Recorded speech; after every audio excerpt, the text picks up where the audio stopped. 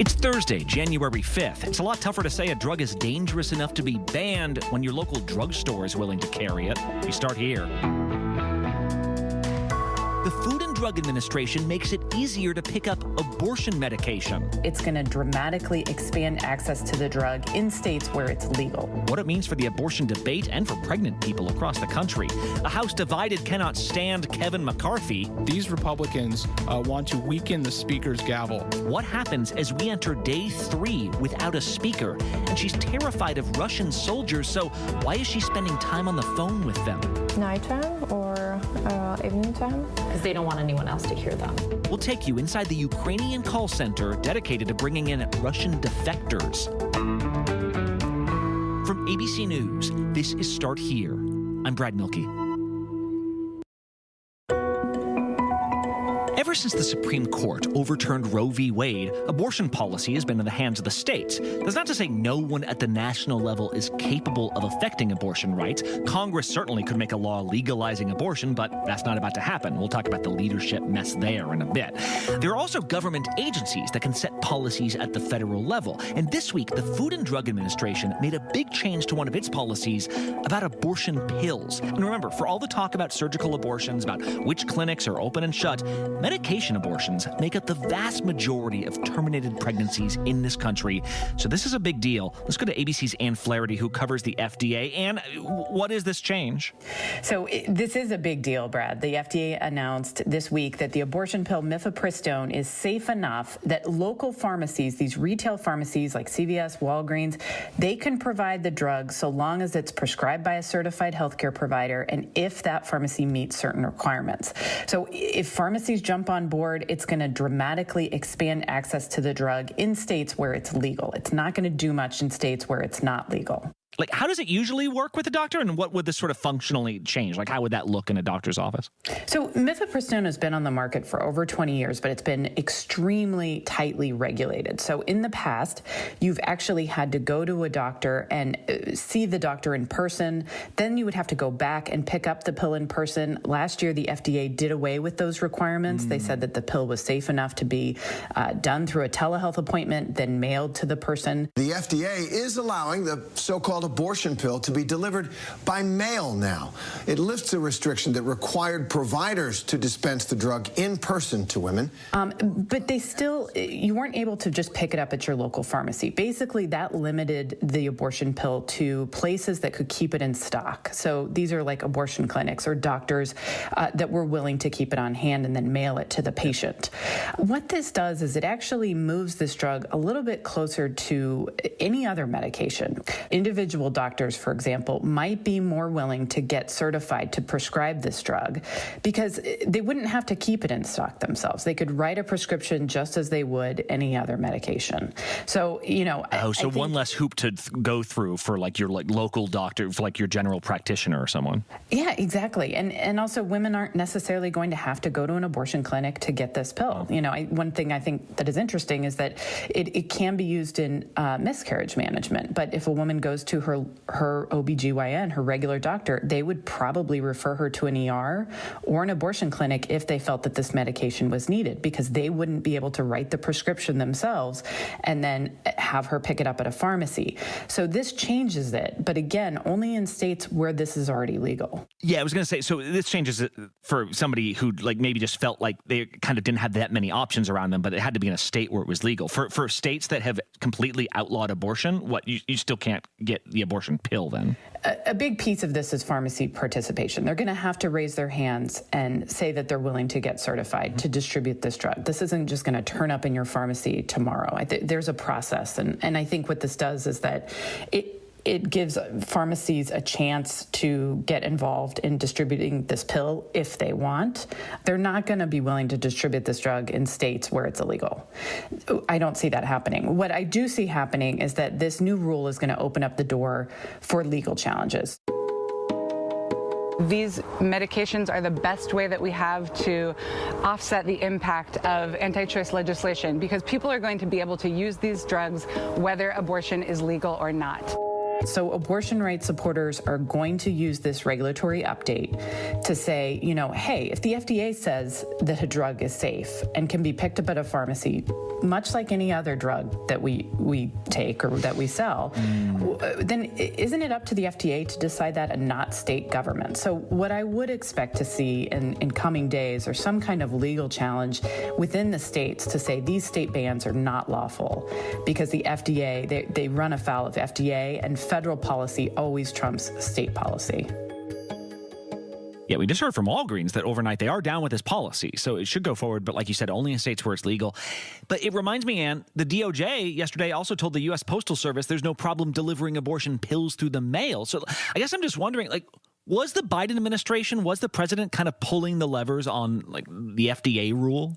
So they weren't. And one thing that I think is interesting is that as a reporter, I actually got the heads up that this was going to happen hours before people within the administration did. That's how closely held it was. And the FDA really has this, guardrail up between themselves and the White House and HHS.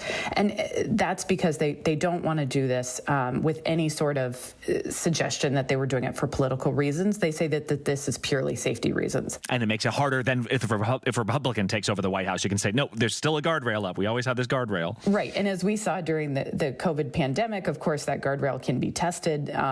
Certainly people can believe that this FDA has been under pressure to relax the restrictions on the abortion pill from the Biden White House. But the FDA officials are always very clear. They do what needs to be done in the name of science. Really interesting. All right, Ann Flaherty, thank you so much. Thanks, Brad. Next up on Start Here, we need to talk about Kevin again. Time for a house call on the other side of this break. You never know what you're going to get on this show. That's all I'm going to tell you. Yes, Whoopi! Is this mic on? Can you hear me out there? Behind the scenes is always a better show. Absolutely, absolutely. That's what people don't see during the commercial break. Right, they don't. What happened? I had no idea really what I was getting myself into. That day that we walked out, I treasure that day. I couldn't sit there. You're doing good, Joy. You're doing good. Oh, yeah, baby. It was crazy. Behind the Table. Listen wherever you get your podcasts. With so much at stake, so much on the line, more Americans turn here than any place else. ABC News World News Tonight with David Muir, America's #1 most watched newscast, now streaming on ABC News Live.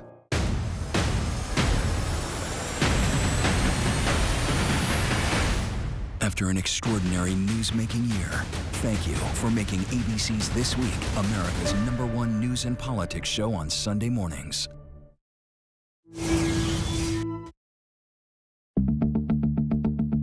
It's become a meme on Capitol Hill. Democratic lawmakers leaving their offices, heading to the House floor, holding boxes of popcorn. But at this point, the scenes of chaos among Republicans are getting perhaps more boring with every sequel. A speaker has not been elected. A speaker has not been elected. A speaker has not been elected. On Tuesday, lawmakers held 3 different votes for House Speaker. Despite Republicans holding a majority, none of those votes yielded a leader. My message to the holdouts is this is wrong for the American people. Sir, you do not have the votes, and it's time to withdraw. Yesterday, after more squabbling, they gathered again for votes 4, 5, and 6. Same results. So, what happens now? Let's bring in someone who's actually been in the chamber to watch this play out in person. ABC's Ben Siegel covers Congress. Ben, serious question, how long could this go for at this point? Brad, this is Groundhog Day on Capitol Hill. There's really no end in sight. The House voted 3 times yesterday for Speaker. Kevin McCarthy looking to secure the Speaker's gavel, even had the support of President Trump with a new endorsement. McCarthy actually lost votes after President Trump's endorsement. He went in the wrong direction. Making progress. He's already progress. We did see some signs of negotiation. We saw lots of discussion on the floor between Kevin McCarthy's lieutenants and these holdout Republicans, the Never Kevin McCarthy Republican crowd of these hard-right members. They actually broke for dinner for a 4-hour recess. They returned at 8 p.m. last night, but they decided to adjourn until noon today. On this vote, the yeas are 216, the nays are 214. And that was a vote they barely won. Some of those members didn't want to leave the floor and voted against adjourning because they want to keep having these votes to show how McCarthy's grip on his party is not getting any stronger. I was going to say, it's like McCarthy was saying he would keep votes going all night because he thought it would shame people into voting for him. Now that he's the one being embarrassed, he was like, actually, let's go home. What options are there, Ben? Like when they come back today, what could possibly change? It's hard to see what will change. The bottom line is that there's about 20 members right now who are opposed to McCarthy, and he basically has to convince about a dozen of them to change their votes in order for him to have a path to the Speaker's gavel. Remember, he can only afford to lose 4 members of the Republican Party in the vote, and he's way over that limit right now. Enough with the games. Get us all in a room, lock the doors, and solve the problem, because it's not fair to the American public. So they're going to keep talking behind closed doors. It's very wonky, but in broad strokes, these Republicans want to weaken the Speaker's gavel. They want power in Congress to return to the members. They want more freewheeling debate on the House floor. So there are a couple ways that this could go, Brad. One is that McCarthy can get more people on his side. One is that he eventually just steps aside and lets another Republican run the caucus, though we've seen no indication from him that he's ready to do that. When you look at how difficult it is going to be to govern this closely divided House, I don't know who else would come even close to doing the kind of job Kevin McCarthy. Or we can see him try to change the math on the floor and convince some members to vote present, which basically means he would need fewer members to support him to get the Speaker's gavel. That is still very tricky for him. And then there's something floating around on Capitol Hill that's being called the nuclear option among some Republicans, which is to basically play a high-stakes game of chicken with the McCarthy critics. In other words, change the rules of the House so that you don't need 218 votes to win the gavel, but you need a plurality of votes. And that presents a binary choice for these critics of McCarthy. You can either vote for him so that he can win the gavel, or you don't and allow Democrat Hakeem Jeffries to win the gavel. Wow. Oh, wow. Like whoever gets the most votes, not a majority, but the most votes. And that could very well be a Democrat.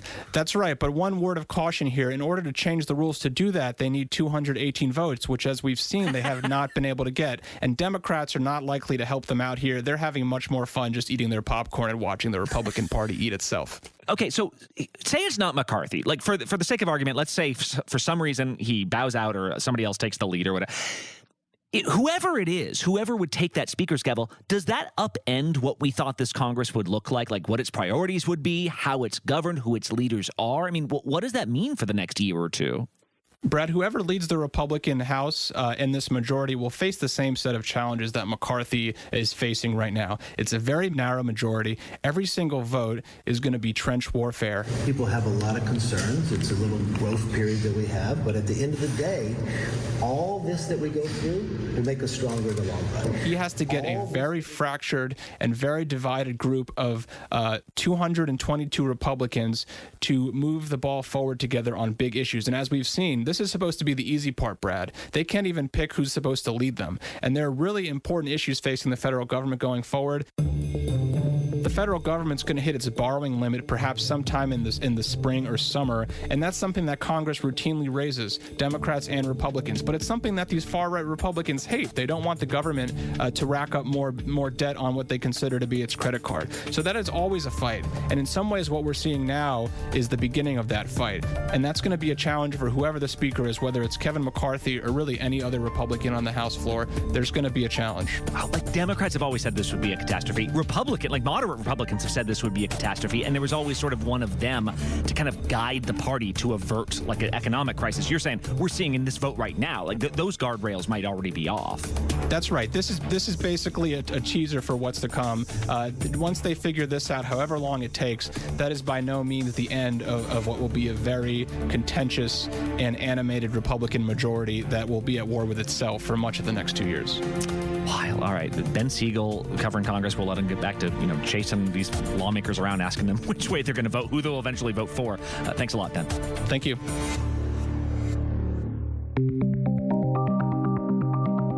In the new year, the biggest story in the war in Ukraine is amid all these Russian airstrikes, Ukraine successfully launched an airstrike of its own, taking out a Russian-occupied building in the eastern part of the country.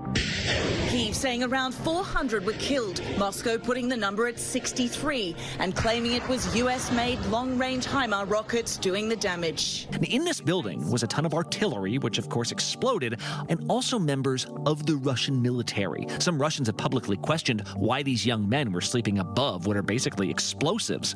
And in recent weeks, some of these battles have not just been over land, they're for the hearts and minds of Russian soldiers. In fact, increasingly, Ukrainian officials say they are hearing from Russians who want to defect, to put down their weapons and come to Ukraine. So many, they say, that they've set up a hotline to help convince them. ABC's foreign correspondent Inez de la Quatara went to Ukraine to meet the people running these, what are basically call centers. She joins us now. Inez, when I first heard about this, I was like, oh, this must be Ukraine trying to sort of sell this narrative that they're winning the war. But it does sound like this is something that is really happening, huh?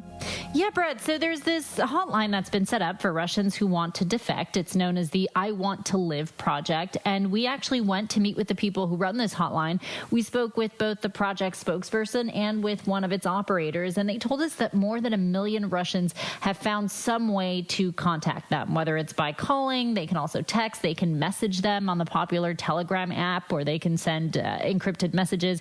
They can also visit the website of this hotline and send in messages that way. And so all the calls go through the computer, and then you talk to them, through your headphones. These guys tell us they've been getting all sorts of calls. So sometimes it's soldiers who are already in Ukraine who want to defect. Sometimes it's people who want to avoid going to war altogether. Sometimes it's the families of these soldiers.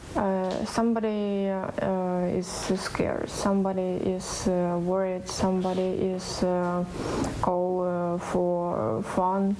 Many different questions. But they do say the number of calls has increased recently, that the numbers actually skyrocketed after Russian President Putin announced mobilization in Russia, and that they're getting about 200 to 300 calls a day now. They say that's been the case since September, and they say that altogether more than 4,000 people have submitted requests to surrender. But so 4,000 people have submitted requests to surrender. We don't know how many have actually surrendered. What are these calls like? Like, can you walk us through what happens when somebody calls the Ukrainians saying, I want to come over? I will say that they're quite secretive. There's only so much that they would tell us about how the procedure works. But basically, these people call in, an operator picks up the phone, and we met with one of the operators who went by the name of Oksana. She, had changed her name for security reasons. So, Oksana, can you tell us about the type of work you do here? She told us now it was a routine job for her, but that the first 100 calls were tough for her because she loves Ukraine and she, hated speaking to the people who were reaching out. She hated the Russians that were calling in. So now she's gotten used to it. Now it's routine for her. What time of the day do you receive the most calls? As a rule, it's nighttime or evening time. Because they don't want anyone else to hear them. Yeah. When they are alone. Здравствуйте, государственная линия, хочу жить, я вас слушаю. We were actually able to review some of the calls that came in. In one case, it was a call that was coming in from a woman in occupied Crimea.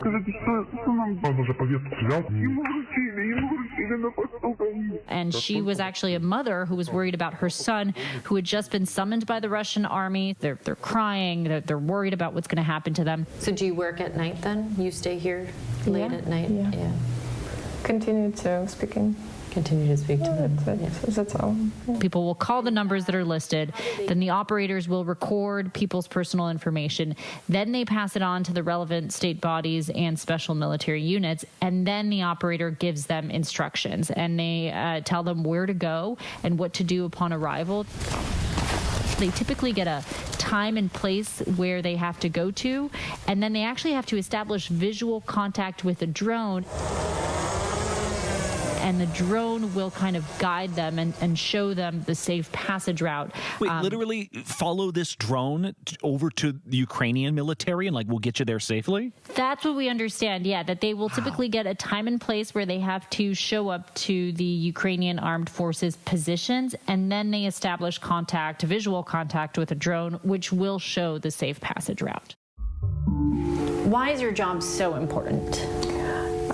This project is so important because it brings closer our victory. What happens to these people? Like, if they're soldiers, we've heard about atrocities, we've heard about like terrible things happening. What happens when these Russian soldiers come over? What's the plan for them? The Russians who follow the surrender rules are considered prisoners of war.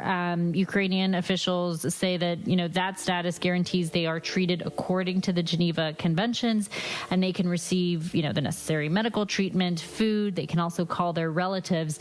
Interesting to note that high-level military personnel are treated as a priority because they could possess, valuable intelligence, and that Ukrainian officials are actually planning for a separate program in Ukraine for, kind of top officers who might want to surrender. So were you surprised by the amount of people who were calling in? No, it was logical because we knew that many people don't want to go to front line. And we also know, according to the head of the Ukrainian Center for Security and Cooperation, Sergei Kuzan, who spoke to my colleague Yulia Drozd, he said that each case is evaluated differently, that they take into account the individual's age, their origin, and their military experience, and that they also look at where people are surrendering from, what region they're coming from. But I will say, that there's a lot of secrecy around this. There's a lot of details that they wouldn't share with us. This is kind of what we've pieced together from talking to different Ukrainian officials. They don't tell us what happens next, how many people have actually surrendered. Yeah, and it just becomes so apparent how truly worried these soldiers are, their families are, when you hear these actual calls. All right, Inez de la Quatara, great reporting from you and from Yulia Drozd. Thank you so much. Thank you.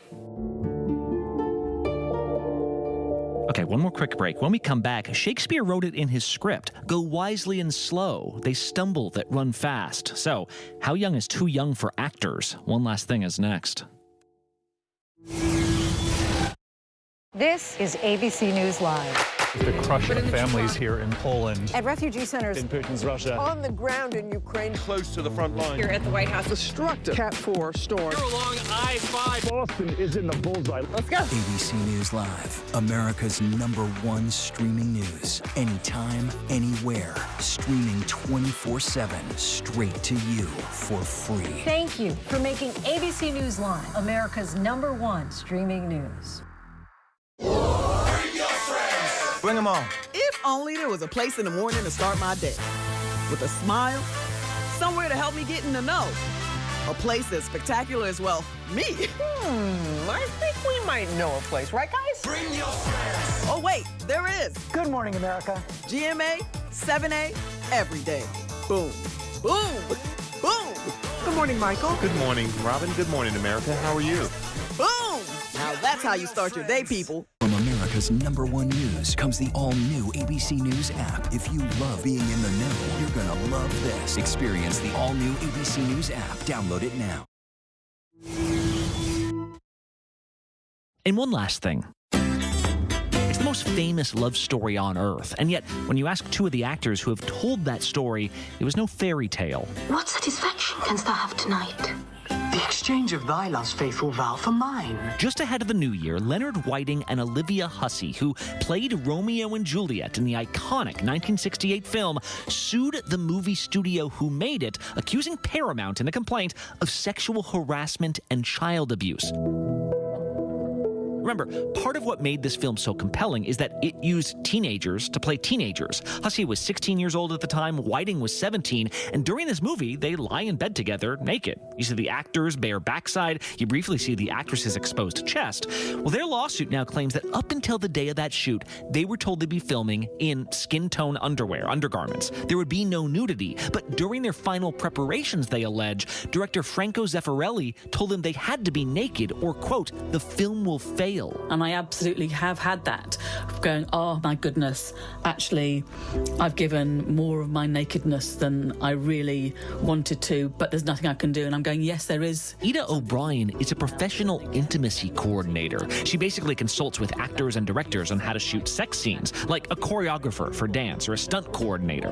Back in 1968, though, there weren't many Ida O'Briens on set. And then the process allows for agreement and consent, and that's of touch, nudity and simulated sexual content, and then putting in place rehearsals and clear choreography of this body dance that is the intimate scene, so that by the time you get to set, everybody knows what's happening. She says nearly every actor she speaks to has a story where years after a shoot, they wished they had an ally on set. And these are adults we're talking about. Think what it's like for child actors. Something that seems confusing or even exhilarating at the time can later be seen as real trauma. Do you think the scene is improved by it being played in the nude? Yes. Yeah. Because it doesn't look dirty, it looks... And even though Hussey defended the nude scene as late as 2018, when the director was still alive, she now says she was trying to justify something she was never proud of. Again, that feeling of, well, this is part of the job, and again, that other statement that you had before the intimacy guidelines being in place, you're an actor. You should be brave. And if you're an actor, you know that nudity and simulated sexual content is part of your job, so you shut up, put up, and just get on with it. A key thing to know about the timing here was that the actors filed this suit just in the nick of time. In California, statutes of limitations on sexual abuse have been suspended for 3 years, but they went back into effect with the new year. Paramount has not yet commented to ABC News. And while Ida described how much more mainstream intimacy coordinators have become in recent years, she recounted the words of an established actress who said every time she filmed an intimate scene, it cost her something. And there was a gasp from the audience, because someone of that standing in the industry to say that every single time she's done an intimate scene, it has cost her. Ida now knows many actors who have refrained from auditioning for roles, taking themselves out of the running, maybe even out of the profession for fear of being taken advantage of again. Despite Romeo and Juliet still being shown in classrooms to this day, these stars never found much acting success later. The hope in Hollywood now is that a simple shoot should not cost actors as much. In the meantime, these plaintiffs are seeking more than $500 million. To be one of the more interesting jobs in Hollywood, right? Although the gig I've always been obsessed with is the Foley artist. Like the sound effect people, you find the right shoes to clomp in and the right squeaky hinge to creak your door with. Yeah, I'm a nerd, but I'm in podcasting, so it's okay. I'm going to convince myself. I'm Brad Milkey. I'm off tomorrow, but you will have Devin Dwyer in your corner. I'll see you next week.